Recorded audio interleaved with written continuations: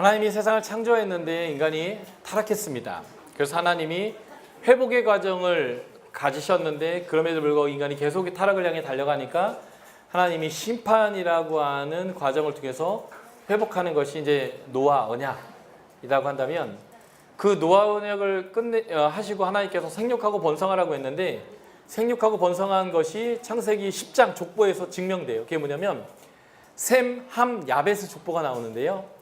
셈, 함, 야벳의 족보를 설명하는 그 구절 보면 9장에 노아가 술 취해서 아들 저주하는 사건 본문이 있죠.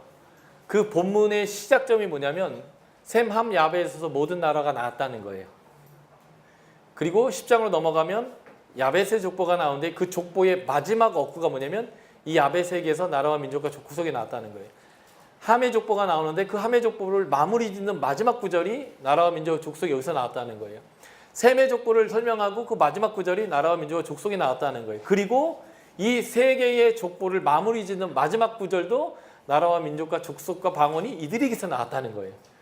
그러니까 이제 9장부터 10장까지는 이 5번의 요약적 진술을 통해서 하나님이 생육하고 번성하는 새 신인류를 노아의 세 아들을 통해서 하셨다라는 것들을 증명하는 내용이에요. 이 족보가.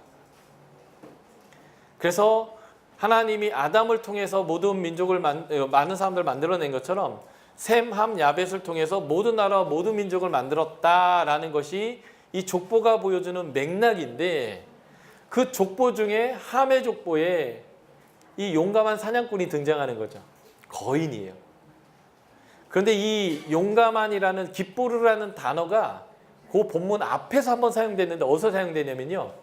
창세기 6장 하나님의 아들들이 사람의 딸들의 아름다움을 보고 취해서 결혼을 해서 애를 낳는데 누굴 낳았어요? 네피림을 낳았어요. 그 네피림을 수식하는 어구가 깃보르라는 이 단어예요. 그래서 하나님을 대적하는 거인들이 2번 등장하죠. 타락의 족보에. 하나님의 나라를 망가뜨리는 그런 아주 중요한 것들이 뭐냐면 이런 세상의 강함입니다. 그런데 이제 하나님이 그럼에도 불구하고 이들을 다시 회복하고 구원하기 위해서 하나님이 하시는 일이 뭐냐면 아브라함을 부르시는 사건인 거예요. 하나님이 고르고 골라서 아브라함을 찾아내서 그 아브라함을 부르신 거죠. 내가 책임져 줄 테니까 나와 함께 하지 않겠냐. 그래서 이 아브라함을 부르신 사건이 구원사역, 하나님의 구속사의 출발점입니다. 본격적인 구속사의 출발점인 거죠. 예. 그래서 하나님이 인간이 그렇게 바벨탑을 쌓고 하나님을 대적하고 스스로 높아지려고 하는 그들을 향해서 노아에게 약속하신, 노아 때처럼 그렇게 심하게 홍수를 심판하지 않겠다는 약속을 지키면서도 하나님이 그들을 회복하기 위해서 뭘 하셨냐면 언어를 나눠서 한마음 돼서 하나님 대적하지 못하도록 확 나눠버린 거예요. 자, 신명기 32장을 한번 펴보겠습니다.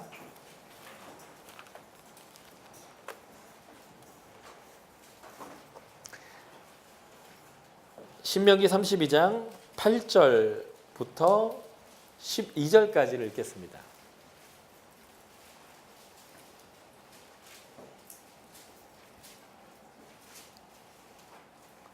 신명기 32장 8절부터 12절까지 같이 읽을게요. 시작.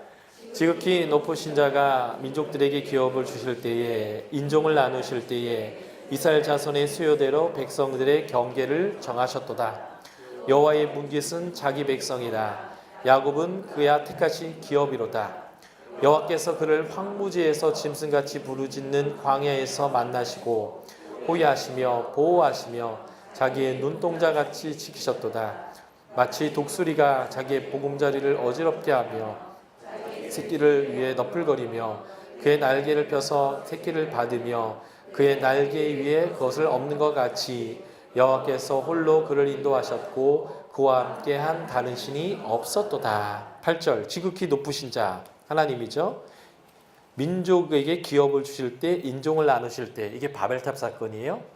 그때에 이스라엘 자손의 수요대로 백성들의 경계를 나눴다. 셈 함야벳의 족보에 나와 있는 그 사람의 숫자를 다 세면 70명이에요. 70족속이죠. 나라와 민족과 방언과 족속 70족속인데 그 70족속으로 하나님이 나누셨는데 이게 자신의 백성의 수요대로 나눴다는 거예요.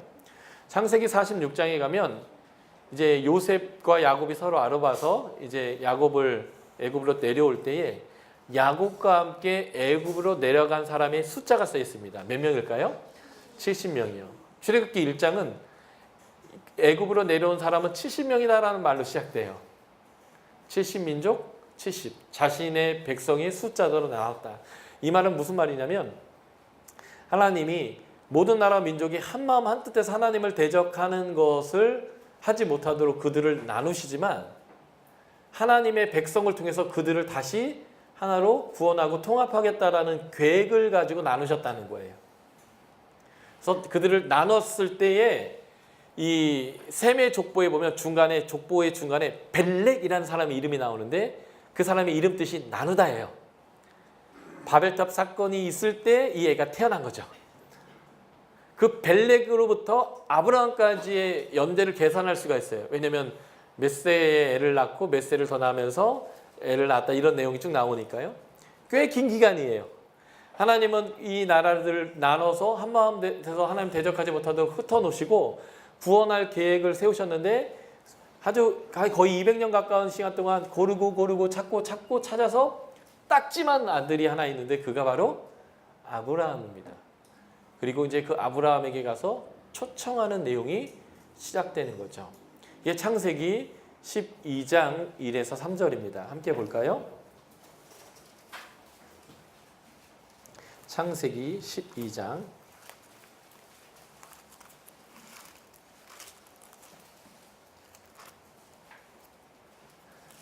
1에서 3절입니다. 같이 읽어볼까요? 12장 1절입니다. 시작. 여호와께서 아브라함에게 이르시되 너는 너희의 고향과 친척과 아비의 집을 떠나 내가 내게 보여줄 땅으로 가라. 내가 너로 큰 민족을 이루고 내게 복을 주어 내 이름을 창대케 하리니 너는 복이 될지라. 너를 축복하는 자에게는 내가 복을 내리고 너를 저주하는 자에게 내가 저주하리니 땅의 모든 족속이 너로 말미암아 복을 얻을 것이라 하신지라. 아멘. 여기 보세요. 의도적인 파악이 이게 뭐냐면 바벨탑을 쌓을 때 성과 대를 쌓아 하늘에 닿게 하자. 하나님 똥꼬를 찔러보자. 우리가 올라가서 하나님 만나보자. 우리가 우리의 이름을 내자. 우리가 스스로 우리가 높아지자. 그리고 온 지면의 흩어짐을 면하자. 이건 어떻게 보냐면 하나님의 홍수의 사건을 기억하는 거예요. 하나님은 백성 이 사람들에게 언약해줬거든요. 다시 이렇게 하지 않겠다고. 그래서 이 자라보고 놀라는 것은 소뚜껑 보고도 놀란다고 비만 오면 트라우마가 있어가지고 홍수가 날까봐 막 걱정을 하게 되니까 하나님이 비 올 때 무지개를 촥 펼쳐줘가지고 내가 안 한다고 그랬잖아. 걱정하지 마라고 계속 이렇게 해주셔도 이 사람들은 이 트라우마 때문에 하나님을 신뢰하지 못하는 거예요. 그래서 흩어짐을 면하자. 하나님이 아무리 앞으로 비를 많이 내려도 우리는 이제 높이 쌓아가지고 절대 당하지 않을 겁니다. 막 이런 식으로 하나님을 이제 대적하는 거죠. 이 빨간색 부분이요. 이것을 뒤집는 사건이 있어요. 그것이 바로 아브라함을 부르신 사건입니다. 우리 스스로 안전의 기반을 구축하자. 흩어짐을 면하자라는 것에 반대로 너는 너의 고향 친척 아비집을 떠나라. 안전의 기반을 허물어라. 안전의 기반은 내가 되어줄 것이다 라는 거예요. 우리가 우리의 이름을 내자라는 반대말이 있어요. 내가 내게 큰 민족을 주고 내 이름을 창대케 할 거다. 너를 높이는 것은 네가 아니라 내가 될 것이다 라는 거예요.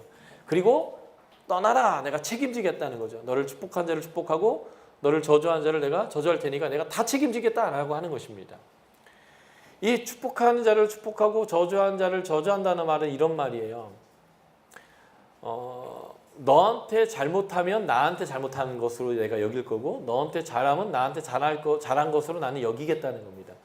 너와 나는 하나다라는 거예요. 예를 들면 이런 것이죠. 저희 딸이 처음 초등학교 보내놨을 때 애가 학교에 잘 적응할까 걱정이 돼서 학교 끝나는 시간쯤에 교문에 차를 딱 대고 이제 기다리는 거예요. 운동장을 가로질러 건물이 있고 이제 애가 이제 나올 때를 기다리고 있는데 저희 딸이 가방을 지보다 더 큰 가방을 딱 메고 학교 끝나고 확 나오는 거예요. 그래서 제가 너무 반가워서 딱 보고 있는데 같은 반에 남자애가 막대기로 저희 딸 머리를 계속 이렇게 치는 거죠. 그럼 제 기분이 좋을까요? 안 좋을까요? 안 좋죠. 그래서 제가 어떻게 했겠어요? 그 운동장을 비세뚜뚜로 가로질러 가가지고 차고 싶었죠. 그러나 뭐 동네가 너무 좁고 제가 목사하고 열방대학 간사인 줄 아는데 제가 그랬다가는 하나님의 영광도 가리고 열방대학 영광도 가리고 다 가릴 거가 있어서 제가 참았죠. 그리고 저희 딸이 이 운동장을 가로질러 오는데 계속 걔가 그러고 있는데 저희 딸이 저를 발견하고 아빠를 했죠. 그때 걔는 어떻게 됐을까? 뒤에 있는 애야? 그죠? 예, 왜요? 아빠가 왔으니까. 사실 제가 맞은 게 아니거든요. 그래서 세게 때린 것도 아니에요. 그런데 기분이 진짜 나쁜 거죠. 저놈식에 죽여버리고 싶은 거잖아요. 왜 그래요? 내 딸이잖아요. 그러니까 내 딸한테 잘못한 것은 나한테 잘못한 것으로 여겨지는 거예요. 그리고 내 딸한테 괜히 잘하면 과자라도 하나 사줄 수 있고 아이스크림도 하나 사줄 수 있고 남의 자식이지만 용돈도 주고 싶고 막 그런 거잖아요. 그런 관계인 거예요. 아브라함은 여호수아 24장의 여호수아의 설교에 의하면 아브라함의 아버지는 우상을 섬기던 자예요. 그러니까 아브라함도 우상을 섬기던 자입니다. 그런데 어느 날 하나님이 아브라함에게 나타난 거예요. 고대에는 무신론은 없어요. 신이 있는데 많아요. 그건 다 인정해요. 그런데 어떤 신이 나한테 잘해줄 거냐가 고민이에요. 고대는. 그런데 어느 신이 이례적으로 먼저 찾아와가지고 내가 다 책임져주고 잘해줄 테니까 너 나와 함께 하지 않겠냐라는 이제 로또를 지금 아브라함이 맞은 거거든요. 그러니까 아브라함이 오케이 한 거예요.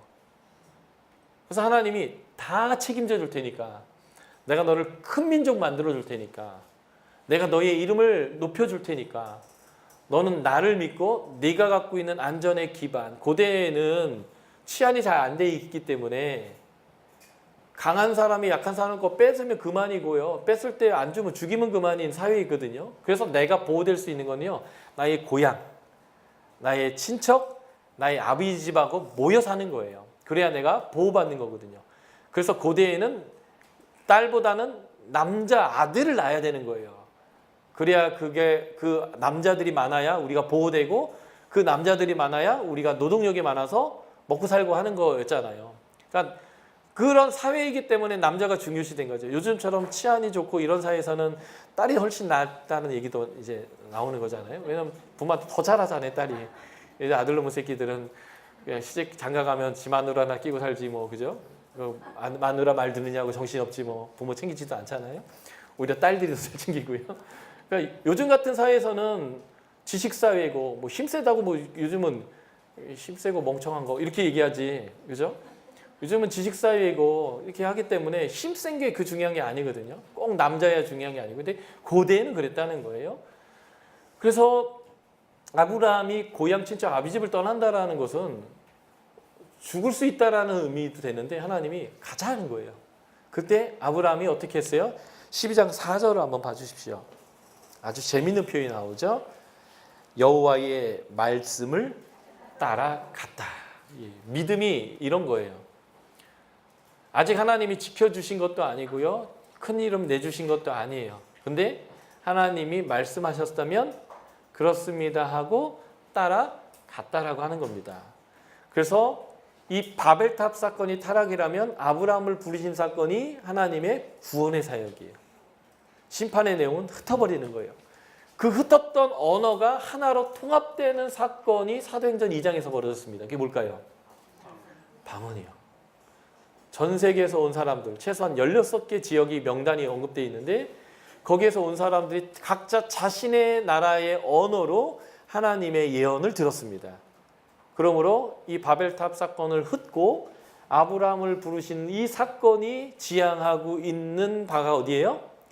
성령을 통해서 오순절 강림이 일어나고 교회가 태동하고 우리 하나님의 이름으로 일컬어지는 백성들을 통해서 모든 나라와 모든 민족이 구원 얻게 되는 이 구원의 사역을 향해서 지금 이 바벨탑 사건과 아브라함을 부른 사건이 시작된 것이죠. 그리고 그것이 성취되는 과정이 오순절 성령 강림과 교회의 태동과 그 예수 그리스도의 이름을 가지고 성령의 능력으로 땅끝까지 이르러 증인되는 삶을 살고 있는 지금 이 과정이 그 아주 중요한 과정이고 그 마침표가 하늘과 새 땅이 오는 것. 우리가 그 자리에 지금 있는 것을 우리가 이제 보게 되는 겁니다. 그래서 하나님이 아브라함과 언약을 맺었어요. 아브라함과 이삭과 야곱과 언약을 맺었는데요. 최소한 창세기에서 10번의 언약을 맺습니다. 아브라함과 5번, 이삭과 2번, 야곱과 3번. 그 언약의 핵심은 이 3가지예요. 큰 민족, 땅, 복의 근원, 복덩이가 되는 것. 다르게 표현하면 너 때문에 세상이 복을 받는 것. 그 복의 내용은 하나님을 아는 거예요. 이 3가지가 이 족장들에게 하신 언약의 핵심인데, 이 성경을 읽는 출애굽기를 지나서 광야에 있는 사람들은 큰 민족이 됐나요, 안 됐나요? 큰 민족이 됐습니다. 큰 민족이 이루어졌죠? 그래서 지금 2번째 하나님이 그 땅을 주시는 것을 이루려고 가고 있는 거예요. 근데 이것을 믿지 못해서 가데스 바네에서 배도를 했죠. 근데 하나님은 2번째 세대를 일으켜서도 그것을 반드시 이루려고 하나님이 이루시는 과정 안에서 이 백성들에게 말씀을 주신 책이 있다면 그게 모세오경이고 창세기라는 거예요. 그리고 이 백성이 그 삶을 사는 그 모든 과정이 복의 근원의 삶이에요. 그 MP, 하나님을 알리는 사건. 아비멜렉이 아브라함에게 찾아와서 언약 맺자 하는 사건. 아비멜렉이 이삭에게 와서 언약 맺자 하는 사건. 요셉이 꿈을 해몽하고 총리가 돼서 그 7년의 흉년 동안 고대 근동의 사람들 다 먹여 살리는 사건. 하나님을 알리는 사건. 출애굽까지 10가지의 재앙을 통해서 하나님이 애굽의 신들을 다 때려부시고 하나님의 백성들을 구원하시는 사건. 이게 다 성경 포인트예요. 열국 가운데 하나님을 알리는 사건. 그러니까 이스라엘 백성은 존재하는 것 그 자체로 하나님을 알리는 존재예요. 이걸 다르게 표현하면 우리가 그렇다는 거예요. 우리가 하나님과 동행하며 존재하는 그것만으로 하나님이 알려집니다. 우리가 복 받으면 복 받을수록 또 하나님이 알려지고요. 우리가 하나님의 것들을 따라서 하나님의 속도와 방향으로 움직여가는 그것만으로 하나님이 알려집니다. 라합이 그리고 기브온 사람들 얘기하잖아요. 우리가 들었다고. 하나님이 너희들 광야에서 애굽에서 광야에서 모압 형제 산 일 우리가 들었다고. 그러니까 우리가 살아가는 것 자체가 하나님을 알리는 미션 포인트예요. 창세기에는 그런 얘기들이 모세오경 안에 계속 이 백성을 통해서 하나님이 드러나는 거죠. 알려지고 드러나고 눕혀지는 사건이 있는데요. 이게 하나님과의 언약 관계에 있는 사람이 바로 그 복의 근원, 복덩이의 삶을 산다는 거예요. 그런데 이 아브라함과 맺은 언약이 우리와 하나님께서 맺은 언약이에요. 갈라디아서를 한번 볼까요? 갈라디아서 3장.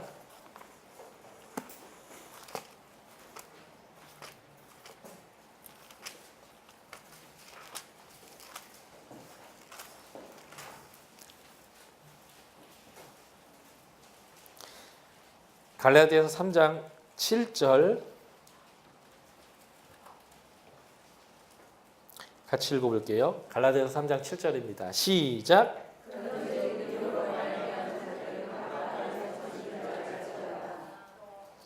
9절. 그러므로 믿음으로 말미암은 자는 믿음이 있는 아브라함께 복을 받느니라. 14절. 이는 그리스도 예수 안에서 아브라함의 복이 이방인에게 미치게 하고 또 우리로 하여금 믿음으로 말미암아 성령의 약속을 받게 하느니라. 아브라함처럼 믿으면 우리가 아브라함의 자손이라는 거예요. 그러니까 아브라함을 부르는 사건은 우리를 부르신 사건이에요. 그래서 우리가 아브라함처럼 복을 받고요. 성령을 받습니다. 아브라함을 부르신 사건이 14절 이렇게 얘기하죠. 이방인에게 이 복이 미치게 하는 거라고. 우리가 이 부분에 감동이 없는 이유가 있는데요. 이유가 뭐냐면 우리가 예수를 오래 믿으면 우리가 유대인인 줄 알아요. 유대인은 세상에 두 종류의 인간으로 생각합니다. 하나는 유대인, 하나는 유대인 아니 개만도 못한 할례받지 못한 것들. 그 우리를 얘기하는 거거든요. 그런데 아브라함을 부르는 사건이 바로 우리 이방인도 아브라함과 같은 복을 받게 하기 위한 거다. 14절에 얘기하고 있거든요. 근데 이게 감동이 없어요. 왜냐면 내가 유대인인 줄 알고 이 본문을 그렇게 읽거든요. 아브라함을 부르신 사건은 우리를 부르신 사건이에요.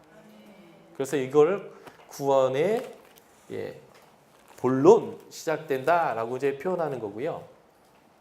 그래서 이 아브라함과 이삭과 야곱과 하나님이 언약을 맺었는데 요셉과는 맺은 언약이 없습니다.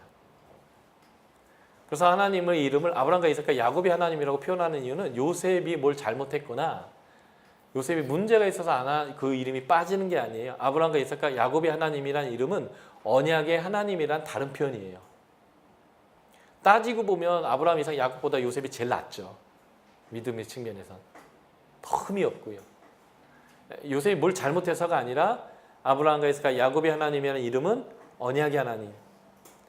우리 모두를 구원하기 위해서 아브라함과 이삭과 야곱을 선택해서 그와 언약을 맺으셨던 구원의 하나님이라는 이름이라는 걸 우리가 이제 기억하시면 되겠습니다. 그래서 제가 아브라함의 인생도표를 좀 그려봤습니다. 이 아브라함의 인생도표는 롤러코스터 타는 것 같아요. 올라갔다 내려갔다 올라갔다 내려갔다 올라갔다 내려갔다. 이 아브라함의 인생도표가 바로 우리가 예수 그리스도를 영접하고 믿음의 삶을 살 때에 그리는 인생도표입니다. 믿음이 있어서 올라갈 때가 있어요. 말씀을 따라 갈 때가 있습니다. 그런데 환경에 만나면 하나님을 신뢰하는 게 아니라 환경 안에서 문제가 생기면 막 내 스스로 방법을 찾다가 내 길을 가다가 또 하나님이 또 만나주셔서 또 올라가다가 또 내려가다 올라가다 내려가다가 이게 이제 약간 이런 편차가 있죠. 어떤 사람은 이렇게 원만하게 가는 사람이 있다면 어떤 사람은 이렇게 가는 사람이 있을 차이는 있지만 다 오르고 내리고 합니다. 그래서 이 아브라함과 언약을 맺고 아브라함과 관계하는 하나님이 지금 우리와 관계하시는 하나님이고 동일한 원리로 우리와 함께 하신다라는 것을 우리가 보면 될 것 같아요. 그래서 아브라함과 이삭과 야곱과 맺은 언약을 뭐라고 표현하냐면 약속 언약이라고 표현합니다. 언약이란 말 자체가 약속이라는 의미인데 약속에 약속이란 말이 이상하다라고 하시는 분이 있어요. 근데 이 약속 언약의 의미는 뭐냐면요. 하나님이 지켜주겠다는 약속을 수용하는 언약인 거예요. 우리가 하나님께 약속하는 건 없어요. 우리가 하나님께 해줄 것도 없고요. 우리가 책임지는 게 아니라 하나님이 일방적으로 다 해주는 언약인데 그 일방적으로 해준다라는 것을 그 약속을 믿기만 하면 되는 언약이에요. 예를 들면 이런 거죠. 저희 딸에게 제가 이제 빕스를 데려가 주겠다라고 이제 약속을 하는 거예요. 내 딸이 뭐 나한테 잘해준 거라든지 뭐 그런 게 없어요. 그냥 어느 날 봤더니 그 존재만으로도 감사하고 예쁘고 그냥 너무 좋은 거예요. 그래서 얘가 가고 싶다고 얘기했던 그거에 대해서 어느 날 갑자기 선포하는 거죠. 데려가 줄게. 이게 약속 언약이에요. 그래서 이 딸이 빕스에 가는 방법은 이제는 쉬워요. 약속 지키세요. 이 한마디면 돼요. 그 약속을 내가 지키게 하기 위해서 뭐 성적을 더 낼 필요도 없고요. 엄마 심부름을 잘할 필요도 없고요. 뭐 딴 노력할 필요가 없어요. 이렇게만 얘기하면 돼. 약속했잖아. 이 한마디면 되는 완전히 혜택을 입는 그냥 전적인 아빠의 신실함에 의해서 지켜져야 되는 어른이 왜 약속 안 지켜요? 약속 지키세요. 이 한 말만 해도 반드시 약속을 지켜야 되는 언약. 이런 것을 표현할 때 약속 언약이라고 표현합니다. 그러니까 하나님이 우리가 스스로 하나님께 나올 수도 하나님께 의롭게 될 수도 없다는 걸 아세요. 창세기 1장부터 7장까지 보니까요. 인간은 그럴 수 있는 존재가 아니에요. 그래서 하나님 편에서 일방적으로 찾아와 주셔서 일방적으로 우리의 모든 것들을 회복시켜 주시고 하나님과의 관계 안에서 복을 누릴 수 있도록 하나님 편에 하나님이 하신 약속에 의해서 이루어지는 언약. 그것을 약속 언약이라고 합니다. 그 언약을 지금 아브라함과 이삭과 야곱과 10번을 맺은 거라는 거예요. 자, 아브라함 얘기를 저희가 그래서 쭉 해보도록 하겠습니다. 창세기 12장 하나님이 나타나셨어요. 밑도 끝도 없이 나타나셨어요. 아브라함이 뭘 잘해서 나타난 것도 아니에요. 나타나셔서 아브라함이 이제 이걸 제가 로또 맞았다고 표현했죠. 잘해줄게. 아브라함이 딜 했습니다. 그리고 그 말씀을 따라 갔어요. 그래서 믿음이 쫙 성장했습니다. 말씀을 따라 갔으니까요. 그래서 12장을 한번 봐주세요. 그가 가나안 땅에 이르렀는데요. 그가 이르른 곳이 6절에 보면 세겜 땅에 이르렀습니다. 그리고 거기서 그가 단을 쌓았습니다. 그리고 그곳에서 여호와 이름을 부르는 일들이 세겜과 베델에서 이루어집니다. 예배를 드린 거죠. 왜 예배를 드렸을까? 이제 제 상상은 이거예요. 고향 친척 아비 집 내 안전이 기반이 다 허물어졌습니다. 이제는 당신이 안 도와주면 나는 방법이 없는 거예요. 그러니까 이제는 하나님만 예배할 수밖에 없는 거죠. 나의 도움은, 나의 구원은, 나의 안전은, 나의 공급은 당신으로부터 나올 수밖에 없어요. 하나님 말씀 따라 왔으니까 책임져 주세요 라고 하나님 앞에 매달렸습니다. 그랬더니 어떤 일이 벌어졌을까요? 10절을 봐주세요. 어떤 일이 벌어졌을까요? 기근이 왔습니다. 이럴 때 사용할 말이 이런 거죠. 이런 젠장 이런 거죠. 아니 내가 예배하고 믿음을 표하고 하나님께 나왔으면 뭔가 좋은 일이 있어야 되는데 기근이 온 거죠. 하나님의 약속 언약은 이렇게 돼 있어요. 너의 삶에 기근이 없을 거다 이렇게 얘기하지 않습니다. 너의 삶에 어떤 위험도 없을 거다 이렇게 얘기하지 않아요. 책임지겠다는 거죠. 그러니까 여기서 믿음은 뭐예요? 기근이 있어도 책임져 주시는 하나님, 공급하시는 하나님, 모든 문제를 나로 하여금 이기게 하시고 극복해 가시고 능히 그 문제가 나에게 문제되지 않도록 하나님께서 이루실 하나님을 보는 거예요. 이 기근은 마치 이런 거와 같습니다. 아이들을 키우다 보면 어떤 애들은요 잘 움직이지 않으려고 해요. 먹기만 하려고 하고요. 앉아서 책만 읽으려고 하고 오락하려고 TV 보려고 하지 안 뛰고 안 움직이고 아무것도 안 하려고 해요. 그런 애들에게 부모가 얘기하죠. 줄넘기 해라. 저만큼 걸어갔다 와라. 얼마나 큰 고난이고 기근인지 몰라요. 애들을 키울 때 안전하게 키운다고요. 30살까지 업고 다녀보세요. 안고 다니고. 사람 구실 하겠습니까? 아니죠. 애가 좀 넘어져도 좀 다쳐도 풀어놓아야 되고요. 떼어다녀야 되고 애가 힘들다고 해도 구구단 외계하고 한글 공부하게 해야 하고요. 저희 간사지의 아들 중에 하나가 초등학교 때 들어갈 때 부모가 자유롭게 키운다고 한글을 안 떼어서 학교에 보냈거든요. 걔가 초등학교 1학년 초반에 한 말이 있어요. 누가 한글을 만들어서 나를 괴롭히냐고. 세종대왕님이 한글을 만드신 목적은 이 어리석은 백성들이 편해지라고, 사기당하지 말라고, 왕에게 뭔가 호소할 거 있으면 써서 호소하라고 좋은 뜻에서 줬거든요. 근데 이 아이 입장에서는 누가 한글을 만들어서 나를 이렇게 괴롭히냐라고 했다는 거예요. 그러니까 때로는 어떤 사람에게는 그게 고난이에요.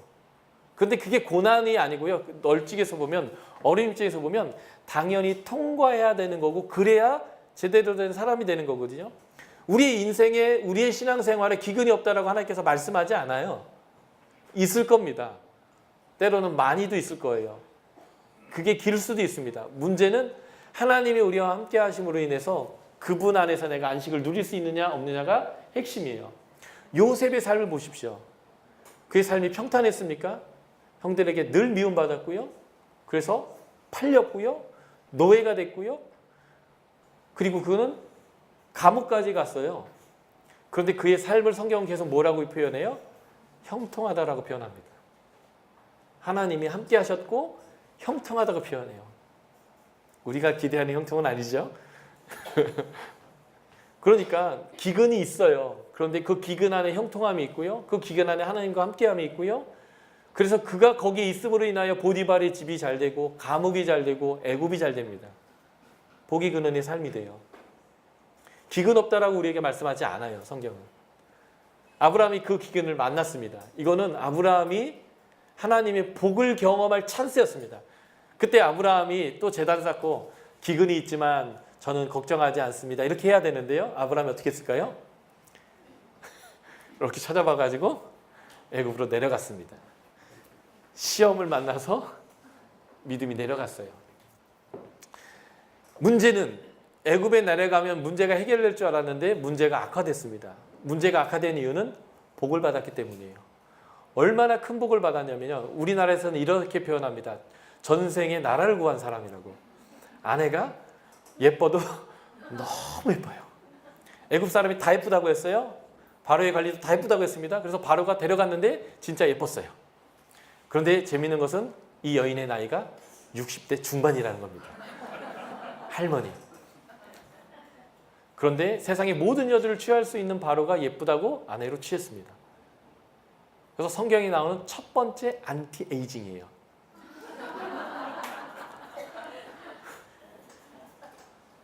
나중에 아비멜렉도 예쁘다고 데려갑니다. 진짜 예뻤나 봐요. 그래서 내가 천국 가면 하나님, 예수님, 성령님 만난 다음에 두 번째로 만나야 될 분. 제 목록엔 그래요. 얼마나 예쁘신지 꼭 뺏고 싶습니다.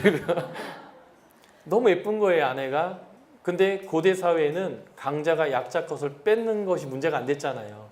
그러니까 아브라함이 걱정이 되는 거죠. 그래서 아내에게 얘기합니다. 우리 족보를 따지보면 누이니까 누이라고 해라. 그러면 내가 죽지 않고 살겠다. 그러니까 고대에는 남자가 보호자고 여자가 그 소유인데요. 누이는 그래서 다른 사람이 지참금을 주고 데려가서 결혼을 하는 거고요. 아내는 그 주인인 남편을 죽이고 뺏어가는 개념이거든요.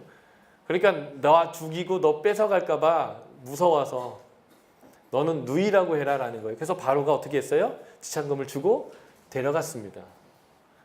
하나님을 의뢰하지 않고 자신의 방법으로 문제를 해결하려고 했는데 해결된 게 아니라 쓰레기차 피하려다가 똥차 헷갈린 격으로 오히려 더 악화됐어요. 제가 하나님이라면 아브라함에게 찾아갈 겁니다. 딱 찾아가서 뒤통수를 한 대 딱 때린다면, 야, 내가 기근 하나 해결하지 못할 것 같냐? 왜 너 나를 안 믿는 거야? 너 이따구로 할 거야? 이렇게 했을 것 같아요. 그죠? 네가 그러니까 만회까지 빼앗기는 거 아니겠어? 너 앞으로 이럴 거야 안 할 거야? 이렇게 해야 되잖아요. 근데 본문을 보면 하나님이 아브라함을 찾아가지 않고 누굴 찾아갔을까요? 바로를 찾아갔습니다. 그리고 바로를 밤새 죽여버렸습니다. 헤드라 그런 거 좀 패버렸죠. 그래서 그 다음날 바로가 아브라함을 부르신 내용이 12장 18절에 나와요. 18절 19절을 우리가 같이 한번 읽어보도록 하겠습니다. 같이 읽어볼까요? 시작.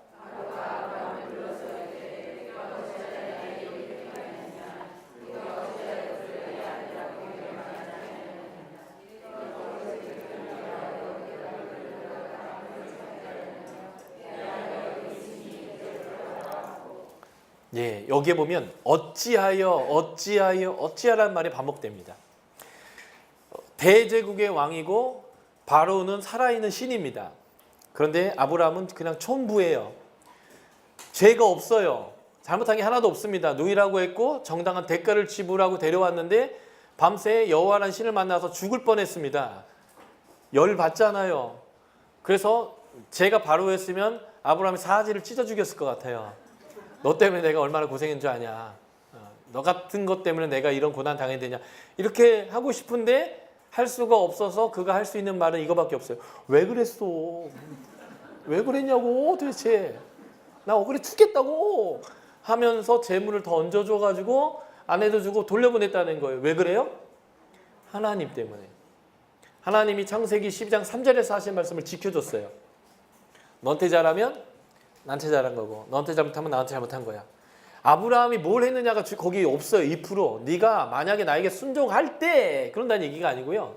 그냥 하나님이 일방적으로 약속해 준 거예요. 나는 이렇게 너한테 할 거라고. 그러니까 아브라함이 하나님을 신뢰하고 말씀을 따라 갔을 때도 그것이 유효하고요.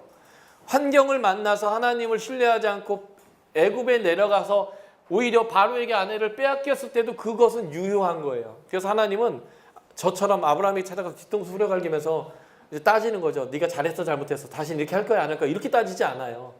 그 약속에 따라 바로에게 가서 바로를 이제 죽여버리는 거예요. 그냥. 그래서 하나님이 약속하신 것을 하나님이 정말 지킨다라는 것을 아브라함이 경험하는 거죠. 그리고 그가 올라왔습니다. 이러다 보니까 그의 믿음이 이제 또 자라기 시작하는 거예요. 왜요? 하나님을 경험한 경험을 통해서 믿음이 자라기 시작한 거죠. 하나님은 하나님이 누구인지를 보여줄 것이고 경험시킬 것이고 체험하게 할 것이기 때문에 아브라함 부른 거예요. 그래서 아브라함과 관계하면서 신실한 하나님, 강력한 하나님, 대제국의 바로도 찍소리 못하게 하시는 그 하나님의 강함을 보여줘서 하나님을 신뢰하게 만드는 거죠. 그래서 아브라함이 쭉 믿음을 자라는데 14장을 보면 아브라함이 그 하나님을 경험했던 그 경험을 가지고 이제 문제를 해결하는 내용이 나와요. 예를 들면 이런 거죠. 복을 받아서 문제가 생겼습니다. 그게 무슨 말이냐면 복을 너무 많이 받았고 양이 너무 많아요. 소가 너무 많아요. 그래서 풀과 물이 부족해요. 그래서 가족끼리 막 싸우는 거예요. 그럴 때 아브라함이 해결한 방식이 이겁니다. 야, 내가 하나님을 경험해봤더니 어디 있든 문제가 되지 않더라. 그러니까 우리 좀 싸우지 말고 떨어지자. 근데 내가 어른이니까 내가 좋은 데 있을 테니까 네가 나쁜 데 가라 이런 얘기가 아니라 네가 먼저 선택해라. 우하든 좌하든 네가 가고 싶은 대로 가라. 그러면 나는 어디든 괜찮다. 왜냐하면 난 하나님이 있으면 문제가 해결된다는 걸 아니까. 이렇게 제안했어요. 그래서 룻이 이제 그러면 그렇게 얘기해 주셔서 너무 감사합니다. 그래도 어른이 먼저 선택하시면 제가 갈게요. 이렇게 안 하고 싸가지 없이 싹 살펴봐가지고 애굽 땅과 같은 그 물이 충만한 소돔과 고모라 지역으로 먼저 쑥 가버렸습니다. 그랬을 때 하나님이 아브라함에게 나타났어요. 입이 귀에 걸려가지고. 그래서 얘기하는 거죠. 종횡으로 좌우로 다녀봐라. 다 주마. 하나님이 다시 약속해 주셨습니다. 그런데 역시나 문제가 생겼어요. 소돔과 고모라 같은 롯에게. 자신의 눈에 좋은 곳을 따라갔는데 거기가 전쟁이 났습니다. 그래서 모두 포로로 끌려가는 일들이 벌어졌고 그때 롯도 포로로 끌려갔습니다. 아브라함이 그 소식을 들었어요. 그리고 아브라함이 생각한 거죠. 너한테 잘하면 나한테 잘하고 나한테 잘하면 너한테 잘한 건데 라고 할 때 아브라함과 같이 나온 것이 롯이기 때문에 하나님이 이것을 동일 원칙으로 사용하신다는 거예요. 그러니까 하나님이 함께 하신다면 이 롯도 하나님이 보호하실 것이고 하나님이 이 전쟁에서 이길 거다라는 믿음을 가진 거예요. 그래서 318명의 자신의 목동을 데리고 가서 4개 나라 연합군이 와서 5개 나라를 쓸어간 그 전쟁에 참여합니다. 이 소돔과 고모라는 사해의 아래쪽에 있는데요. 어디까지 쫓아가냐면 저 위에 단까지 쫓아가요. 단은 우리나라로 하면 백두단이에요. 할라에서 백두까지 하면 우리나라를 총칭하지만 단에서 부엘세바까지 하면 이스라엘 땅을 총칭합니다. 그러니까 이스라엘 저 끝 경계까지 쫓아 올라간 거예요. 그래서 전쟁을 했습니다. 고대의 전쟁은 몸으로 싸우는 전쟁이기 때문에 실전 경험이 중요하고요. 그리고 진짜 군사냐 아니냐가 중요하고요. 사기가 중요한데요. 이미 실전의 경험이 있는 정예군 4개 나라의 연합군을 목동들이 그것도 300여 명이 318명이 갖다 들이받는 것은 계란으로 바위치기와 진배 없습니다. 그런데 아브라함이 그 전쟁을 수행하는 거예요. 왜요? 하나님을 경험했기 때문에. 그래서 실제로 계란으로 바위를 쳤더니 어떤 일이 벌어졌을까요? 바위가 깨졌습니다. 왜요? 하나님이 책임지기 때문에 이 전쟁이 가능한 거예요. 그래서 내려올 때 예루살렘에서 누굴 만나요? 멜기세덱을 만나는 거죠. 그 멜기세덱의 축복을 받습니다. 그리고 그가 밑으로 내려왔더니 고모라 왕이 사람만 보내고 다 가져라는 거예요. 5개 도시 국가를 싹 쓸어간 재물입니다. 그리고 그 전쟁을 하러 온 사람들의 것까지 다 뺏은 거예요. 이것만 가지면 진짜 재벌이 되는 겁니다. 그런데 아브라함이 그 말에 대해서 뭐라고 대답했는지를 14장 23절을 한번 읽어보겠습니다. 14장 23절 같이 읽어볼까요? 시작.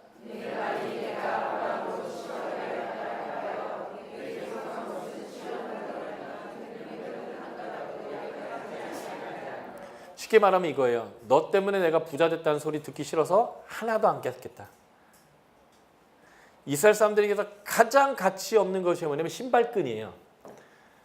신발은 부정한 것에 접촉하는, 그래서 내 몸에서 제일 더럽다면 신발이 제일 더러운 거거든요. 그 신발의 끈이기 때문에 세상에 가장 가치 없는 것 할 때 관용어로 신발끈이거든요. 신발끈 하나도 안 깎겠다는 거예요. 이유가 뭐예요? 네가 나를 치부케 했다. 부자 되겠다는 소리를 안 듣겠다는 거예요. 왜냐하면 나를 부자 되게 하는 거는 하나님이시니까. 그래서 눈 한 번만 찔끔 감으면 갑부가 돼서 대대손손 먹을 수 있는 그 놀라운 많은 재물을 거절했습니다. 15장 1절 같이 한번 볼까요?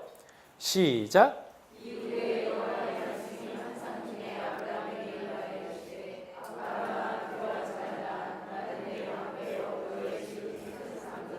예, 하나님이 이 아브람 신발끈 하나도 안 갖겠다는 아브람에게 나타났습니다. 역시나 입이 귀에 걸렸죠. 네가 아는구나. 내가 너의 지극히 큰 상급이고 내가 네 방패다. 라고 하나님께서 얘기했을 때 아브라함이 그 좋은 분위기에 찬물을 쫙 끼얹습니다. 저한테 뭘 주시려고요? 저는 아들 새끼 하나 없는데요. 그냥 내 종으로 키우던 엘리에셀이나 그냥 내 후손으로 삼아가지고 그냥 살아볼랍니다. 애도 없는데 뭐 상급이고 뭐 방패고 뭐 뭐에다 쓰겠습니까? 뭐 이제 하나님이 아니다. 네 몸에서 날짜가 내 후손이 될 것이다. 자식이 될 거다라고 했을 때 아브라함이 믿으니 이를 의로 여겼다라고 얘기합니다. 아까 우리가 읽었던 갈라디아서 3장에 이 구절로부터 출발해요. 아브라함이 믿으니 의로 여겼다. 그러므로 아브라함처럼 믿으면 아브라함의 자손이다. 복을 받는다. 성령을 받는다. 네. 이 구절이 사도 바울은 그래서 로마서에서 이렇게 표현해요. 아브라함 믿으니 의로 여겼다라고 하는 것, 의롭게 된다라고 하는 것이 아브라함의 할례시냐 무할례시냐. 할례는 다음에 17장에서 맞거든요. 무할례시다.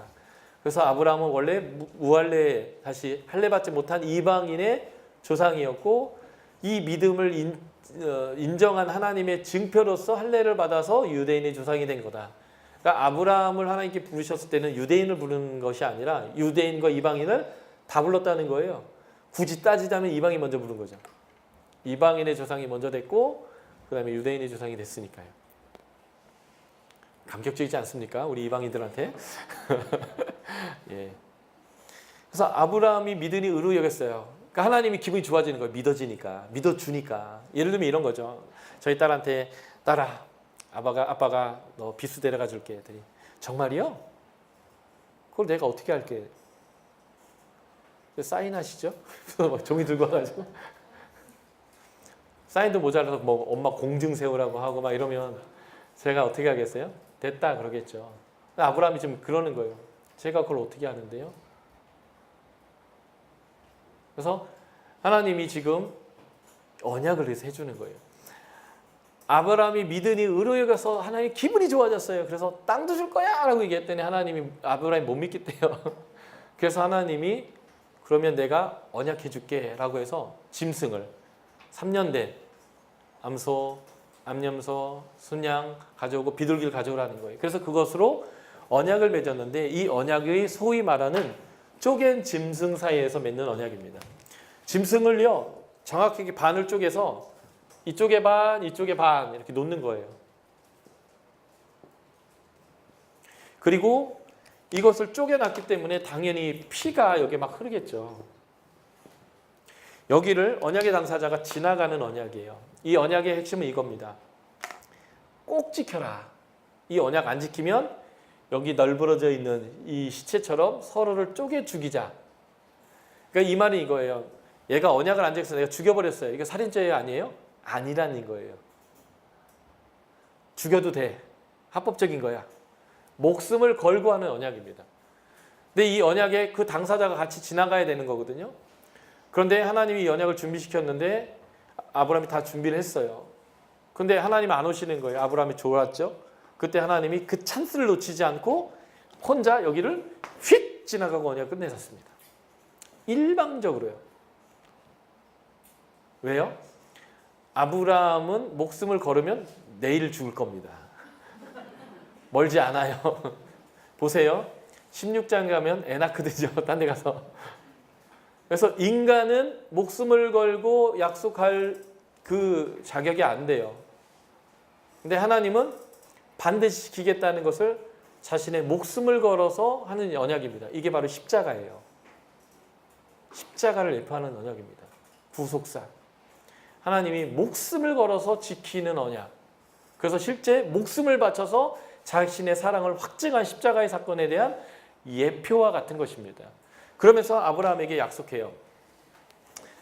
내가 내 후손이 애굽에 내려갈 것이고 4대 만에 400년 후에 돌아올 거다. 돌아오는데 빈손으로 나오지 않고 재물을 얻어서 가지고 나올 거다.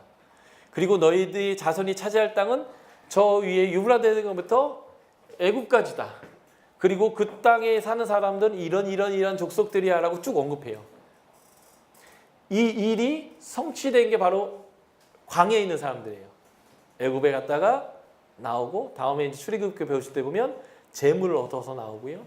그들이 지금 정복하려고 할 때 정탐원 같았지만 못한다고 하는 땅의 경계, 그리고 그들이 정복해야 되고 진멸해야 될 사람들의 명단이 여기 다 나오는 거예요. 하나님은 이미 우리의 조상 때부터 이것에 대한 약속을 하셨고 계획하셨고 다 이루시려고 했던 일이야 라는 것들을 이 본문이 보여주고 있는 그런 사건이다라고 보시면 되겠습니다. 그런데 놀라운 것은 16장이에요. 하나님이 목숨을 걸어 언약을 했음에도 불구하고 아브라함은 이스마엘을 딴 데 가서 낳았다는 겁니다. 아브라함과 동시대의 문서인 말이나 누지라는 동네에서 나온 토판에 의하면, 그게 이제 편지도 있고 법적 문서도 있고 막 이런데요. 그 문서에 보면 이 아브라함 시대 때에는 아내가 남편에게 아들을 낳아주지 못했을 때는 아내가 첩을 남편에게 제공해야 될 의무가 있었습니다. 옛날 우리나라 씨바지 같은 거죠. 그래서 사라는 하나님이 너희 부부를 통해서 주시겠다는 하나님의 계시를 믿지 못해서 그 당시에 상식에 따라 아내의 의무로서 하갈을 남편에게 줬어요. 그리고 남편도 상식적으로 그게 당연한 거고 그 당시엔 그게 합법적인 거고 그게 남편이 받아야 될 의무니까 하나님의 계시와는 상관없이 받았어요. 그랬더니 애가 생겼죠. 그랬더니 하갈이 또 콧대가 높아져 가지고 자기의 주인을 또 업신여기고, 주인은 또 남편에게 가서 막 하나님과 우리 사이 판단하라고 막 난리를 치고, 남편은 또 힘들어 죽겠으니까 네 종이니까 네가 알아서 하라고 하고, 또 괴롭힘을 당하니까 도망가고 난리 아니면 집안이면, 그러니까 하나님의 말씀대로 살지 않고 세상의 관습대로 풍습대로 상식대로 사니까 그냥 난리가 났죠. 그런데 하나님은 이 도망간 하갈에게 아브라함의 씨다, 아브라함의 자손이다, 큰 민족 이루게 하겠다 다 약속해 주시고 데리고 와요. 이 부분이 왜 중요하냐면요, 모슬렘은 악의 축이고 기독교 국가와 싸울 수밖에 없는 거다라고 하는 해석이 잘못된 거예요. 이 본문 이후로 계속 4번 5번이 뭐냐면 이스마엘을 아브라함의 자손으로 인정하고 하나님이 복을 주시고 큰 민족 이루고 12방백을 이루고 하나님이 책임지시는 것에 대해서 얘기합니다. 서양 사람들이 정말 자기네 식대로 해석한 거예요. 아니요, 이스마엘, 이 모슬렘 사람들은 잃어버린 아들이에요. 탕자예요. 동일하게 하나님이 사랑하는 사람들입니다. 하나님이 찾으려고 하는 하나님의 자식들이지 기독교 국가와 당연히 싸워야 되고 악의 축이고 나쁜 놈들이고 이렇게 해석하는 근거가 성경에는 없습니다. 이 본문을 우리가 잘 알 필요가 있겠죠. 그래서 자식을 낳아버렸어요. 하나님이 약속하신 그 해에 임신한 거예요. 그래서 하나님이 13년을 침묵하는 내용이 나와요. 본문에 이스마엘 낳은 나이가 86세 이렇게 돼 있고요. 17장 1절로 넘어가면 99세인 거예요. 벌 때문에 13년을 침묵했다라는 해석이 있고요. 한 해석은 성경에 아브라함의 인생을 연 단위로 촘촘하게 기록하지 않았어요. 17장부터 21장까지가 99세 한 해에 있던 얘기예요. 나머지는 뜨문뜨문 있거든요. 저는 어떻게 해석하냐면 하나님의 말을 안 들었기 때문에 13년 동안 하나님이 아브라함과 관계하지 않고 떠났다라고 믿지 않습니다. 그냥 중요한 얘기를 하기 위해서 13년이 넘어갔다라고 저는 생각합니다. 뭐든 간에 17장 1절을 봐주십시오. 지금 하나님이 아브라함과 관계하는 이 약속의 방식이 우리와 하나님이 관계하고 하나님이 우리를 용납하고 사랑하고 믿음의 사람으로 자라게 하는 방식이기 때문에 이것을 쭉 살펴보는 거예요. 17장 1절 같이 읽겠습니다. 시작.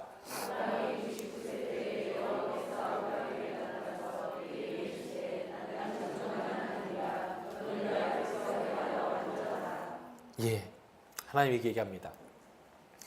다시 찾아와요. 그리고 얘기합니다. 나는 전능한 하나님이라. 내가 전능한 하나님이라는 걸 아브라함이 잘 알아주고 있고 잘 순종하고 있을 때 하나님 찾아와서 난 전능한 하나님이라고 얘기할까요? 아니면 그러지 않을 때 나 전능한 하나님이라고 얘기할까요? 전자의 후자예요? 후자예요. 하나님이 안 믿어주는 아브라함에게 와서 얘기합니다. 나 전능하다고. 좀 믿어달라고. 그러면서 하나님이 다시 초청합니다. 너는 내 앞에 행하여 완전하라. 여기서 앞에란 단어 히브리어로 파님이란 단어인데 얼굴이에요. 너는 내 얼굴 앞에, 여기 행하다라는 단어가 동행하다라는 할라크예요. 너 내 얼굴 앞에서 나와 함께 동행하여 완전해지지 않겠니? 라는 말입니다. 우리가 하나님 앞에서 완전해지는 방법은 이 한 방법밖에 없습니다. 하나님과 함께 걷는 거예요. 하나님과 함께 걸을 때 우리는 완전해집니다. 왠지 아세요? 우리가 잘못된 길로, 죄의 길로 빠져도요, 하나님은 우리를 바르게 하고요, 의로 교육하시고요, 사랑으로 품어주셔서 그 완전한 대로 이끄실 것이기 때문에 그것으로 인해서 우리가 완전해지는 거예요. 그래서 우리가 하나님과 함께하는 방법, 그냥 하나님을 신뢰하고 같이 가는 거예요. 때로는 내가 가고 싶은 길로 갔다가 하나님 그 길 아니야 라고 말씀하시면 돌이킬 줄 안다면 우리는 하나님의 완전 가운데 이루게 되는 거죠. 이게 우리의 구원을 이뤄가는 길인 것 같습니다. 그리고 하나님이 아브라함의 이름을 바꿔줘요. 하도 안 믿어주니까. 내가 너를 큰 민족의 아버지가 될 거라고 얘기했는데 애 하나도 안 줘가지고 애 하나 어디 가서 만들어 오니까 하나님이 이름을 바꿔줍니다. 아브람, 존귀한 아빠라는 이름이었는데 아브라함, 열국의 아버지래요. 그래서 여태까지는요, 아내가, 애도 하나도 못 낳아본 아내가 남편을 부를 때 존경받는 아버지, 존귀한 아빠라고 불렀어요. 아브람 이렇게 불렀어요. 그런데 이제는 아내가 이렇게 불러줍니다. 열국의 아버지, 모든 민족의 아버지라고 불러요. 내 지인도, 아브라함의 지인도, 모든 사람이 아브라함의 정체성이 이거라고 모든 열국의 아버지여라고 불러요. 사라도 사레로 바꿔줍니다. 모든 열국의 어머니여라고 서로 부르는 거예요. 그래서 우리 옛날 그런 노래 있잖아요. 영감 왜 불러 뭐 이런 것처럼 열국의 미여, 열국의 미여 서로 불러주는 거예요. 이건 신앙 고백과 같은 거예요. 하나님이 우리를 통해서 큰 민족을 만들어 줄 거라고 서로를 호칭하는 거예요. 호칭하도록 하나님이 두 사람 이름을 바꿔버렸습니다. 그리고 그 증표로서 뭘 해주셨어요? 할례를 해주셨습니다. 할례는 몸에 하는 언약이에요. 부인할 수 없도록. 쉬를 할 때, 목욕을 할 때, 옷을 갈아입을 때마다 그 증표가 이렇게 얘기합니다. 너는 열국의 아버지가 될 것이다. 너는 하나님의 백성이다. 하나님과 함께하는 존재다 라고 얘기하는 거죠. 아브라함이요, 이후에 아비멜렉을 만나서 아내를 또 빼앗깁니다. 아내를 또 빼앗겼을 때 하나님이 어떻게 하시는 줄 아세요? 아브라함을 찾아가서 뒤통수를 한 대 후려갈리면서 애굽에서 한번 뺏긴 것은 그때는 그렇다 치고 지금 또 그러는 건 아니지, 이렇게 하지 않으셨어요. 또 어떻게 하셨어요? 묻지도 따지지 않고 아비멜렉에 가서 헤드락을 걸고 패버렸죠. 그리고 그 집에 태를 닫아버렸습니다. 아비멜렉이 억울하잖아요. 그래서 따집니다. 제가 뭘 잘못했습니까? 제가 누이라고 하지 않았습니까? 저는 죄가 없습니다 라고 하나님께 컴플레인 했더니 하나님 뭐라고 얘기하신 줄 아세요? 안다 그래요. 황당한 거죠. 아는데 왜 그러시는 거예요? 안다 라면서 얘기하는 거예요. 내가 이들 통해서 자식을 줘야 되는데 네가 데려와서 이러면 안 되지. 네가 죄를 짓지 않게 하기 위해서 내가 이러는 거야. 이게 선교 포인트예요. 아브라함이 불순종해서 지금 마누라를 빼앗겼음에도 불구하고 하나님은 하나님이 세상의 참신인지를 거기서 증명하시고 어떤 일을 하냐면 이렇게 얘기합니다. 야, 그 너한테 마누라 뺏긴 걔 있잖아. 아브라함, 걔는 선지자다. 걔가 너를 위해서 기도해야 너희 집에 임했던 재앙이 떠날 거다. 그러니까 뭐 현실로 팩트로 얘기하면 선지자는 무슨 개뿔 선지자예요. 마누라나 계속 뺏기는 그런 믿음 없는 존재잖아요. 그런데 하나님은 창세기 12장 1에서 3절에서 얘기했습니다. 내 이름을 내가 창대케 할 것이다. 내 이름을 내가 높일 것이다. 그래서 얘기하는 거예요. 마누라를 뺏겨도 너는 선지자인 거야. 그래서 아브라함이 실제 기도했을 때 그 집에 바뀌었던 태가 뚫리게 되는, 하나님의 재앙이 떠나가는 일들이 이루어지게 되었다라고 하는 것입니다. 이렇게 다 하나님이 나타나는 사건들이에요. 그러니까 우리가 순종하든 불순종하든요, 하나님과 함께 동행하게 되면 하나님이 알려지고 하나님이 높여집니다. 그리고 하나님은 우리의 불순종 가운데서도 우리를 하나님의 사람으로 바꿔가는 일들을 계속 해가실 거예요. 그래서 우리는 두 가지의 하나님의 영광을 나타내는 방법이 있어요. 하나는 순종을 통해서, 하나는 불순종을 통해서. 그런데 불순종하다 보면 마누라도 뺏기고요, 어려움도 생기고요, 여러 가지 일들이 생겨요. 그래도 뭐 하나님만 영광이 나타난다면 나는 열심히 불순종할 겁니다 라고 하는 사람도 있어요. 그러니까 어떤 것으로 하나님의 영광을 나타낼 것인지는 우리가 선택하면 돼요. 그래서 이렇게 하나님과 동행하다 보니까 진짜 아들이 태어나게 되더라는 것입니다. 창세기 18장에 하나님이 아브라함에게 나타나셨어요. 나타난 이유는 소돔과 고모를 심판하기 가기 전에 그에게 나타나신 겁니다.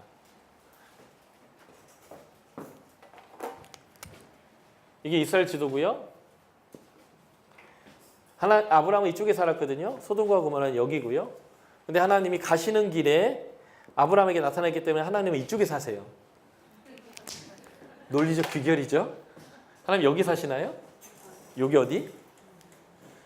아브라함에게 나타나신 이유는 그냥 가던 길이기 때문이 아니라 아브라함이 꼭 나타나고 싶은 거예요.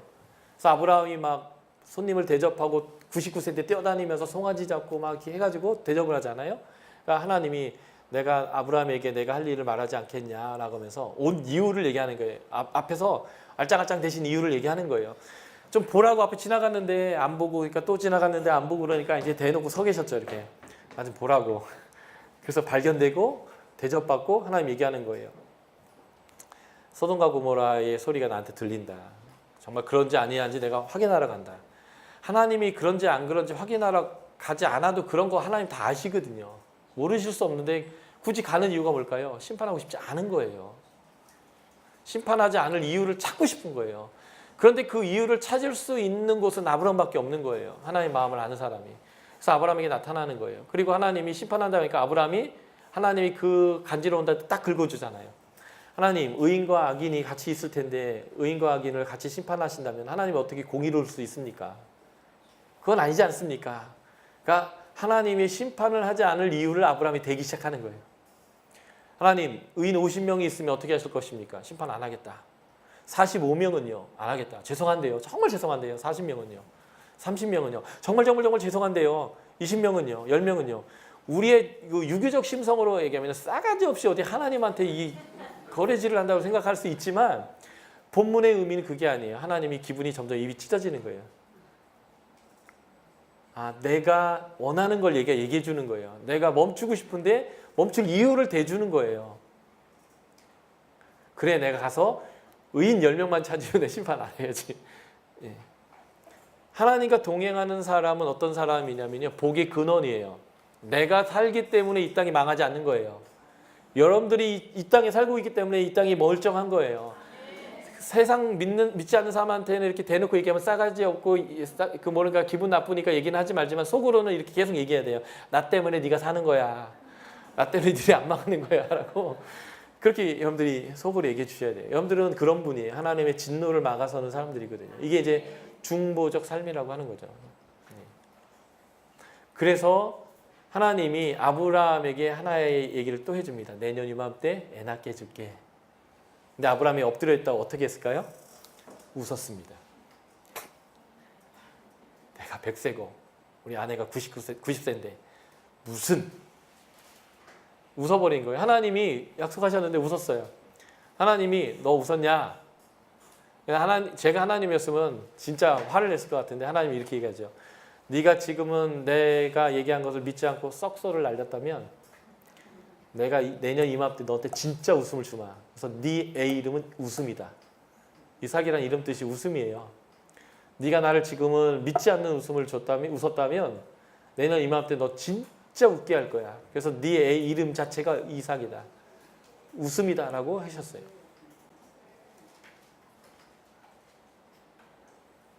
사라도 한번 웃었어요. 하나님이 이 소돔과 고모라 얘기할 때 내년 이맘때 애 난다고 얘기해 주니까 사라가 웃었어요. 장막 뒤에서. 하나님이 너 웃었냐 했더니 안 웃었다고 하면 둘이 싸워요. 아브라함, 사라 둘 다 아들을 준다는 걸 믿었어요? 안 믿었어요? 안 믿었어요. 그런데 하나님은 주셨어요? 안 주셨어요? 주셨어요. 왜요?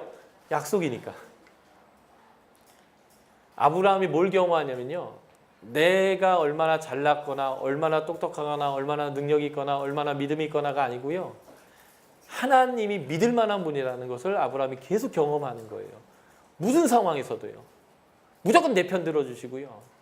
무조건 인정해 주시고요. 하나님의 약속을 신실하게 지키는 거예요. 목숨까지 거셨잖아요. 그래서 창세기 22장에 가면 하나님이 실제 준 아들을 바치라고 할 때 아브라함이 바치는 거예요. 왜요? 믿기 때문에 그래요. 하나님이 이렇게까지 나를 믿어주고 책임져 주시고 모든 것을 하나님이 약속 지켰다면 죽었다도 다시 살릴 거라는 걸 믿는 거예요. 히브리 11장이 그렇게 얘기하잖아요. 그래서 3일 길을 가는데 돌이키지 않습니다. 올라가는데 아들이 비수 같은 질문을 하는 거예요. 다 있는데 양은 어디냐고요. 하나님 준비하실 거라는 거예요. 그냥 한 말이 아니라고 저는 생각해요. 그리고 진짜 막 죽이려고 하니까 하나님이 양 여기 있다라고 얘기하잖아요. 네가 다 알았구나. 그러면서 이렇게 표현합니다. 네가 나를 경외하는지를 내가 이제 알았다. 하나님을 경외한다는 것은 단순히 무서워한다는 의미가 아니에요. 하나님을 오해하지 않는 거예요. 하나님 뭘 한다고 해도 믿는 거예요. 이제는 파스로 매주를 쏜다고 해도 하나님이 하신다라면 오해하지 않는 거예요. 당신이 한다면 되는 거예요. 당신이 하신다면 그거는 맞는 거예요. 오해하지 않는 거예요. 무슨 상황에서도 하나님이라면 옳은 거라고 하는 것을 확신하는 것, 그게 바로 경외라는 것 같아요. 이 본문에서 보여요. 저는. 아브라함의 이 완전 어떻게 이루어졌을까요? 아브라함이 애써서요? 아브라함이 더 열심히 노력해서 더 아니요. 하나님과 그냥 동행하는 그것만으로 완전히 이르렀다는 거예요.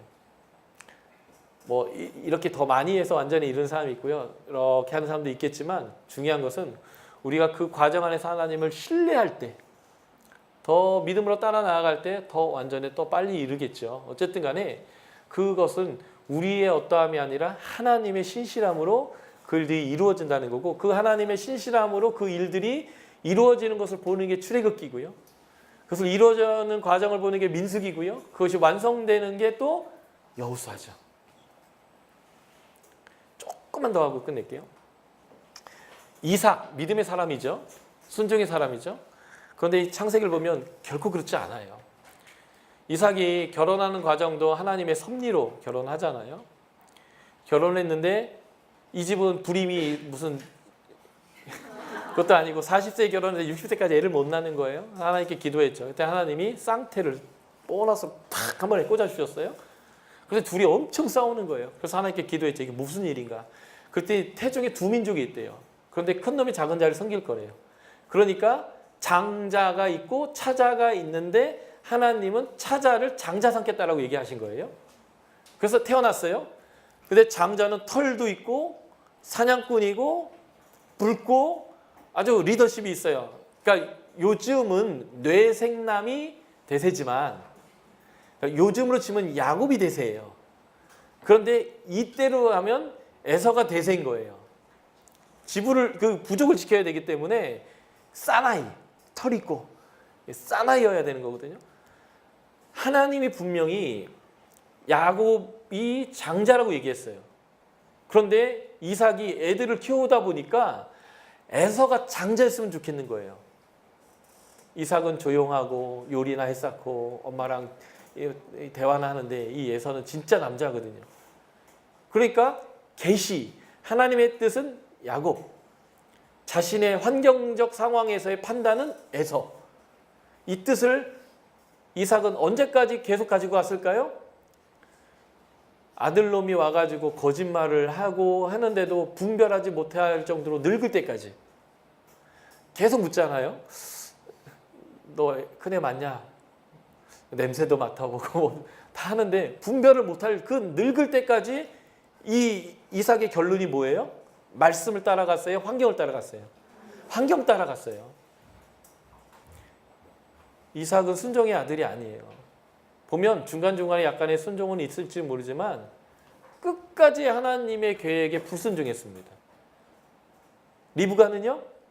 분명히 같이 그 계시를 들었거든요. 그런데 남편이 그 일을 안 이루는 거예요. 자신의 방식으로 이루려고 애써요. 그러니까 야곱에게 형 보고 잡아오라고 하고 축복한다는 얘기 전해주고 가서 양 가져오라고 요리 자기가 하고요. 형 옷 갖다 입히고요. 막 털 붙여주고요. 막 다 리브가 주관하잖아요. 야곱이 걸리면 축복 원고사하고 저주받을 거라고 하니까 그 저주는 내가 받겠다고 하고요. 모든 걸 다 주도하잖아요. 왜 그런 줄 아세요? 하나님 뜻을 자신이 이뤄보려고 하는 거예요. 아니요. 가만히 있어도요. 하나님이 이루실 거예요. 야곱이나 이삭이나 리브가나 도찐개찐이에요. 에서요? 우리가 말할 것도 없죠. 장자권을 경히 여겼잖아요. 야곱이요? 야곱이 왜 그렇게 장자권에 열심을 냈겠어요? 엄마가 네가 장자라고 하나님께서 하겠다라고 얘기했으니까 그 장자권을 내 건데 환경상 아버지가 줄 의사가 없어요. 그러니까 스스로의 능력으로 그것을 해결하려고 하는 거예요. 이 네 명 다 믿음의 사람 한 번도 없어요. 하나님의 방향과 속도와 하나님의 그늘 아래서 하나님과 동행하는 게 믿음이에요. 근데 아버지가 안 도와주니까 야곱은 자기 방대로 하잖아요. 그 결과가 뭐예요? 가족이 풍지박산이 났습니다. 형은 동생 죽이려고 하고요. 동생은 살겠다고 도망가고요. 그래서 부모는 자식 둘이 원수된 꼴을 보고요. 그리고 자식 하나를 완전히 20년 동안 보지도 못하고 잃었습니다. 불순종이죠. 그런데 하나님은 결국 어떤 일을 이루셨을까요? 야곱이 그렇게 그래도 아버지 집에서 평안히 살던 그것조차도 잃어버리고 형이 죽일까 봐 막 도망갈 때, 라반의 집으로 갈 때 길가에서 돌벽에 하나 딱 비고 자는 거죠. 그때 하나님이 나타났어요. 그리고 너의 조부와 너의 아버지 하나님 여호와다. 그러면서 그 동일한 약속 세 가지. 큰 민족, 땅, 복의 근원, 그리고 내가 여기서부터 다시 돌아올 때까지 다 책임지겠다 라고 하나님께서 언약하셨습니다. 상황적으로 이렇게 설명할 수 있는 거예요. 내가 알아서 다 줄 건데 이 내 가족은 다 불순종했어요. 다 짐 없는 일을 했어요. 그래서 가족이 완전히 깨졌습니다. 그리고 야곱은 완전히 목숨의 위협까지 가져가지고 도망가는 완전히 그 거지예요. 거지. 고향 친척 아비집을 자의가 아니라 어쩔 수 없이 떠나는 거지가 됐어요. 그런 자에게 하나님 찾아와서 책임질게 라고 얘기해 주시는 거예요. 그리고 정말 책임졌을까요? 예, 책임졌습니다. 가서 잘 만날 수 있도록, 늘 역사는 우물에서 이루어지니까요. 잘 만나고요. 그리고 라반의 집에서 일을 하는데 전체 문맥을 보면 라반이 야곱이 너무 일을 잘하는 것을 알았던 것 같아요. 그래서 얘를 잡아야 되니까 계약 맺자는 거예요. 그랬더니 딱 보니까 자기 딸 좋아해. 딸 줄게 하고 7년을 부려먹었습니다. 결혼해봤더니 딴 여자 들어와 있는 거죠. 그럼 뭐라고 얘기하는 거예요? 우리 집안에서는, 이 동네에서는 첫째가 먼저 시작하지 둘째가 먼저 시작하는 법이 없대요. 그 얘기는 7년 전에 해야 되는 건데 7년 후에 하잖아요. 왜 그걸 하겠어요? 야곱 때문에 복을 받고 있기 때문에 그래요. 왜 야곱이 복을 받아요? 그가 돌배구 잘 때, 도망갈 때 하나님이 원래 태로부터 책정가 있기 때문에 책임질 것이기 때문에 그래요. 책임지라고 했기 때문에 책임져지는 거예요. 그래서 속아가지고 14년을 고생해가지고 아내 둘을 얻었어요. 근데 그 14년 동안 어떤 일이 벌어졌을까요? 11명의 아들과 아내 둘을 더 얻었어요. 아내 넷에 11을 얻었습니다. 이 애들의 이름에 한이 맺혀 있는 것을 봐요. 사랑은 라헬에게만 해주는데 애는 레아만 나요. 근데 나온 애들의 이름이 보라 아들이라, 연합하리라, 찬송하리라 하면서 한 맺힌 여인의 막 이름이 애들 이름으로 막 달려요. 그랬더니 이제 라헬이 막 난리가 난 거죠. 왜 나는 애 못 낳게 하냐고. 내가 하나님을 대신할까? 막 싸우니까 난리가 난 거죠. 근데 어느 날 합한채라고 하는 체험제를 하나 이렇게 아들 레미가 하나 주워왔는데 라헬이 그거 나한테 달라고 하니까 레아가 남편도 뺏은 게 모자라서 이것도 빼냐 했더니 오늘 하루 꺼줄게 해가지고 남편을 휙 밀어넣고 그걸 또 가져가는 거예요. 근데 그날 밤 또 애 낳잖아요. 레아가 막 자꾸 이 라헬 쪽만 애를 낳으니까, 레아 쪽만 낳으니까 라헬이 열받아갖고 자기 첩 하나 갖다 뒤밀잖아요. 뒤밀어갖고 난 애 이름이 뭐예요? 경쟁하여서 이겼다 뭐 이런 이름이잖아요. 한이 맺혀가지고. 그러니까 편애해서 부모부터 편애를 받았던 사람이 또 결혼하니까 편애를 하고 편애 때문에 막 알력이 일어나고 그 알력 중에 하나가 또 요셉이 팔려나가는 거잖아요. 불성실한 가정, 믿음 없는 가정. 그런데 하나님은 신실함. 그래서 하나님은 결국 하나님의 약속대로 하나님의 나라를 이루어가는 그 섭리를 하나님의 약속에 의해서 강력하게 이루는 얘기. 이게 4명의 족장 얘기 중에 3명, 요셉을 뺀 불순종이 3사람. 그러나 신실한 하나님.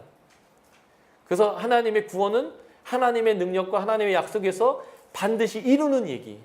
이게 창세기에 나오는 아브라함과 이삭과 야곱의 얘기입니다. 야곱이요 20년 고생을 했는데 20년 고생을 해서 큰 부자가 됐습니다. 14년 동안 아내와 애 낳는데 고생만 했는데 나머지 6년 동안 큰 부자가 됐어요. 이유가 뭘까요? 이제 계약이 아내 둘을 얻기 위한 계약이 끝나니까 야곱이 이제 집에 간다고 하니까 라반이 못 보내는 거예요. 왜냐하면 얘 때문에 자꾸 부자가 되니까 탐이 나서 이제 계약하자. 그냥 얼룩덜룩하고 그냥 이런 것들이 소수고 까맣거나 하얀 게 다수인 것 같아요. 그러니까 요 얼룩덜룩한 거 너 가져. 이제 앞으로 나면 그렇게 하는 거야. 이렇게 했어요. 그런데 재밌는 것은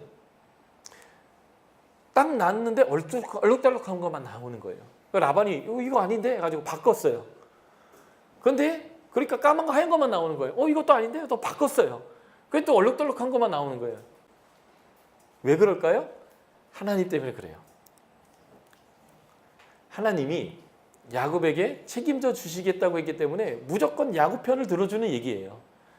6년 동안 싹을 몇 번 변경했을까요? 아니 6년 동안 싹을 몇 번 변경했어요? 10번을 변경했어요. 10번. 양과 염소, 소는 아무 때나 새끼를 낳지 않습니다. 사람은 어느 계절이나 어느 달이나 출산이 가능하지만 짐승은 안 그래요. 본능에 따라 일정의 온도와 일정의 햇빛의 길이가 됐을 때 발정기가 되고 그때만 교미를 하고요. 그 다음이 지나면 암컷이든 수컷이든 형제로 의리로 삽니다. 남녀의 관계가 아니에요. 그래서 양과 염소는 1년에 딱 2번 새끼를 낳습니다. 그러니까 1년에 2번 낳는데 6년에 10번의 싹을 바꿨다는 얘기는 무슨 얘기예요? 매번 바꿨다는 거예요. 왜 매번 바꿨을까요? 원래 자기한테 이룬 그 계약을 맺었는데 아무리 생각해도 내가 유리해야 되는데 새끼를 낳으면 야곱 편에 유리하게 새끼를 갖고 낳는 거예요. 그래서 바꿨는데 또 그래요. 바꿨는데 또 그래요. 그것도 몇 번이요? 10번을요. 이게 로또보다 더 높은 확률이거든요. 이럴 일이 있을 수가 없어요. 근데 하나님이 책임지는 거예요, 그냥. 그러니까 라반이 아무리 노력해도 야곱을 이길 수가 없는 거예요. 전혀 불가능한 일이죠. 우리의 삶이 그렇다고요. 세상이 우리를 이길 수가 없어요. 왜냐하면 하나님이 우리를 책임지시기 때문에 그렇습니다. 이 얘기만 하고 마칠게요. 20년이 찼을 때 큰 부자가 됐어요. 근데 하나님이 얘기합니다. 집에 가라. 야곱이 집에 가려야 되는데 제일 첫 번째 문제가 있습니다. 그게 뭐냐면 아내들이에요.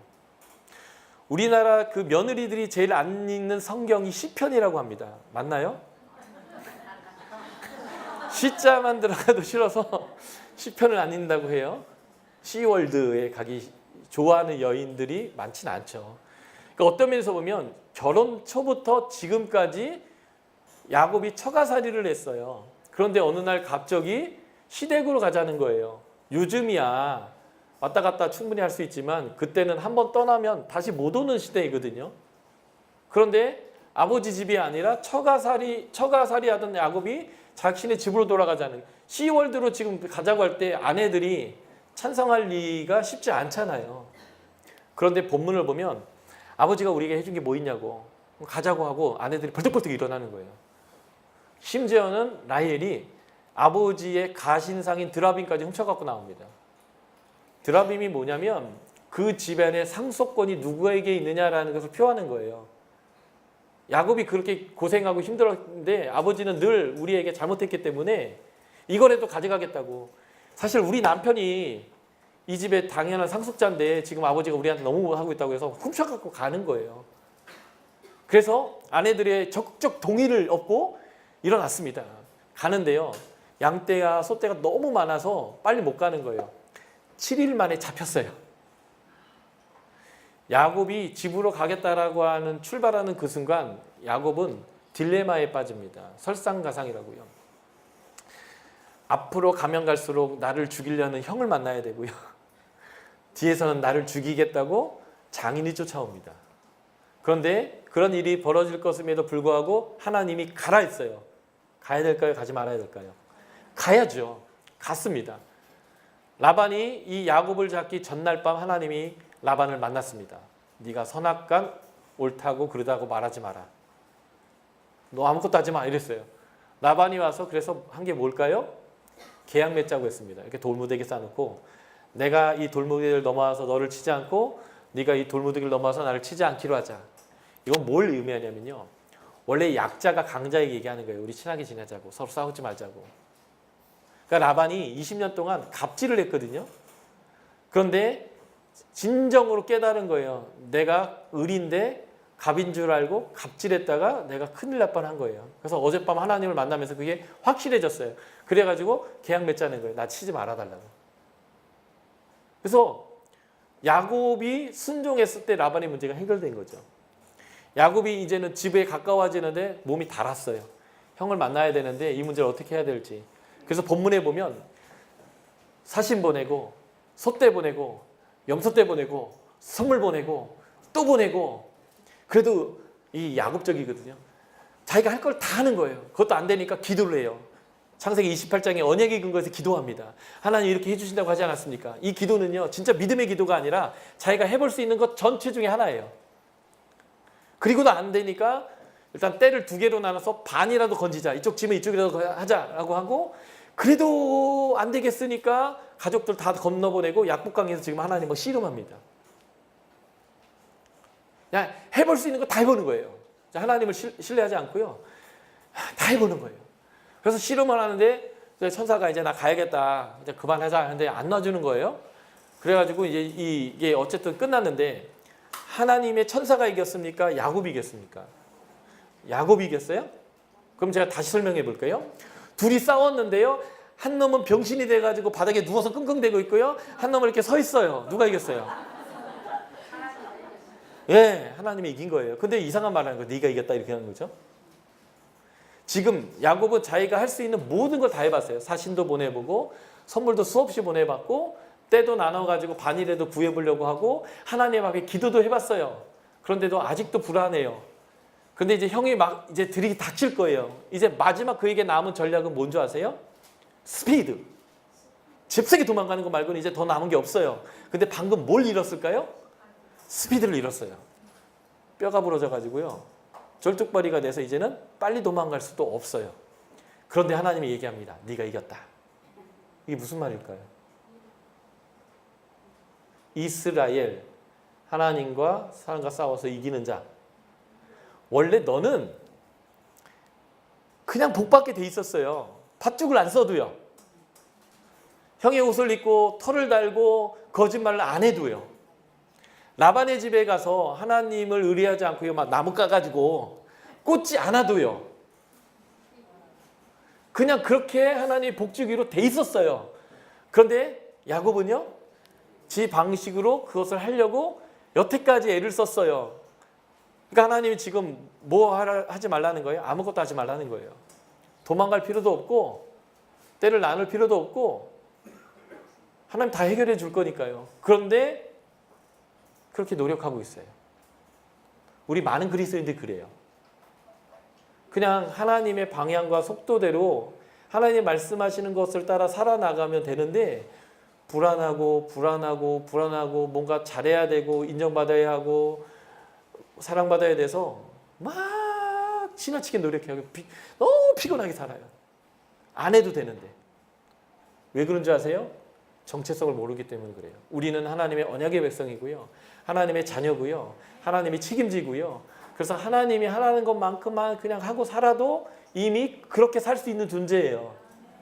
야곱이 왜 야곱이라고 얘기하냐면, 이미 태 속으로부터 장자로 택함 받았는데도 나올 때부터 형 발목 잡고 늘어지는 거예요.